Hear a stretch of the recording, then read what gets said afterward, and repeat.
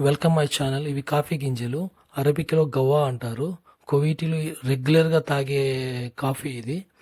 దీన్ని వచ్చేసి డల్లాల్ అంటారు. ఇందులో బాగా నీళ్లు మరగనిచ్చి బాగా వేడైన తర్వాత అందులో ఆ కాఫీ పౌడర్ పోసేసి బాగా మరగనివ్వాలి. తర్వాత ఇవి వచ్చేసి గోరీలు అంటే ఛాయ్కి దీంట్లో తయారు చేస్తాము.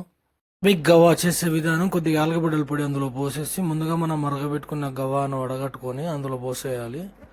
తర్వాత మళ్ళీ తీసుకుపోయి కొద్దిగా వేడి చేసి పెట్టేస్తే అయిపోయింది. Simple Gavva ready. Gavva ready, simple కదా. ఇది వచ్చేసి అరబిక్లో షీషా అంటారు, తెలుగులో ఉక్క అంటారు, ఏమో తెలియదు.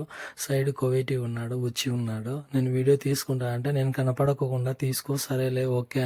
కువైటీ వాళ్ళు వచ్చినప్పుడు అలా చేసిన అరబిక్ గవ్వ అందులో కప్పులలో పోసేస్తే ఆ ఖర్జూర పండ్లు తింటూ అలా తాగుతూ ఉంటారు. నేను చేసిన ఉక్క కూడా అక్కడే ఉంది.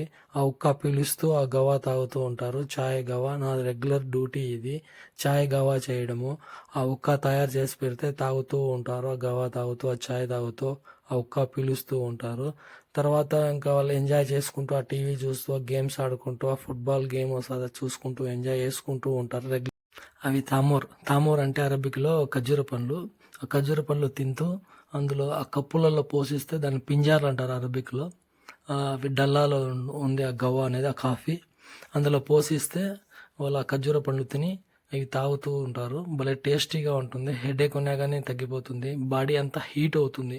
ఎందుకంటే అందులో యాలకబుడ్డల పౌడర్ వేస్తాం కాబట్టి టేస్టీగా ఉంటుంది. బాడీ అంతా హీట్ అవుతుంది.